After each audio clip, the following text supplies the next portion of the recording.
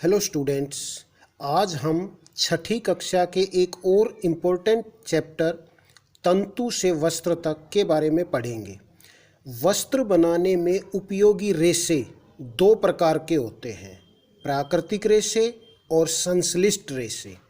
प्राकृतिक रेशों के उदाहरण सूत, ऊन, रेशम, जूट। प्राकृतिक रेशों के स्रोत या तो पादप होते हैं, पौधे होते हैं, या जंतु होते हैं। जैसे पादप रेशे सूत और जूट है, जबकि जांतव रेशे ऊन और रेशम है। ऊन और रेशम जंतुओं से प्राप्त होते हैं, जबकि सूत और जूट पौधों से प्राप्त होने वाले रेशे हैं। ये सभी प्राकृतिक रेशे हैं। संश्लिष्ट या कृत्रिम रेशों के उदाहरण पॉलिएस्टर, नायलॉन, एक्रिलिक। ये सभी संश्लेषित रेशे रासायनिक पदार्थों द्वारा फैक्ट्रियों में बनते हैं। तागा जिन पतली लड़ियों से मिलकर बनता है उन्हें तंतु कहते हैं। बहुत बारीक बारीक लड़ियों से मिलकर तागा बनता है। इन बारीक लड़ियों को हम तंतु कहते हैं। आइए अब कुछ पादप तंतुओं के बारे में जानें। सबसे पहला पादप तंतु रुई। रुई कपास के पौधे के फल से प्राप्त होती है और कपास के पौधे के फल को कपास गोलक कहते हैं। कपास गोलक पकने पर इसके बीज खुल जाते हैं और कपास के बीजों को बिनोला कहते हैं। कपास के बीजों को कंकतन द्वारा तंतुओं से अलग करना कपास ओटना कहलाता है। अर्थात बीज को तंतुओं से अलग करना ओटना कहलाता है। अगला पादप तंतु जूट। जूट या पटसन। पटसन तंतु पौधे के तने से प्राप्त किया जाता है।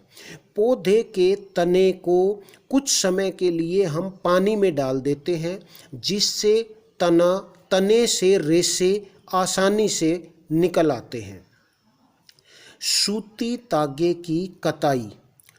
जो रेशों से तागा बनाने की प्रक्रिया है उसको हम कताई कहते हैं। रेशों से तागा बनाने की क्रिया को हम कताई कहते हैं। इसमें रुई के एक पुंज से रेशों को खींचकर ऐंठते हैं। रुई के एक पुंज से रेशों को खींचकर ऐंठते हैं। इस ऐंठने के पश्चात हमें तागा प्राप्त होता है। कताई के लिए एक सरल युक्ति हस्त तकवा या तकली का प्रयोग या चरखे का प्रयोग भी कर सकते हैं। एक सरल युक्ति होती है तकवा या तकली या चरखे का प्रयोग कताई के लिए हम कर सकते हैं।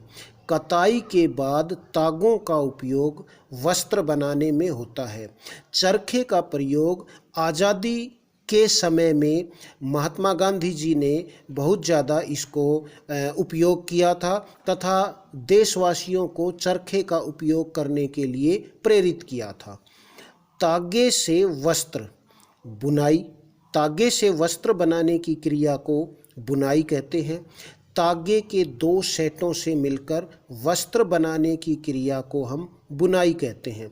वस्त्रों की बुनाई हस्तचालित या विद्युत चालित करघों पर की जाती है। करघों पर वस्त्रों की बुनाई हाथ से चलने वाली मशीन के द्वारा या विद्युत से चलने वाली मशीन के द्वारा की जाती है। इस पूरे अध्याय को प्रवाह चित्र की सहायता से हम ऐसे भी समझ सकते हैं। कपास गोलक से रेशे बनाने की क्रिया को कपास गोलक से रेशे बीजों से अलग करने की क्रिया को ओटना कहते हैं। रेशे से तागे बनाने की क्रिया को कताई कहते हैं। तागों से बुनाई और बंधाई करने के बाद वस्त्र बनते हैं। इस तरह से रेशों तंतुओं से वस्त्र बनाने की इस प्रक्रिया को हम समझ सकते हैं। आज के लिए इतना ही। अगली वीडियो में छठी क्लास का एक और चैप्टर लेके आएंगे। तब तक के लिए थैंक यू।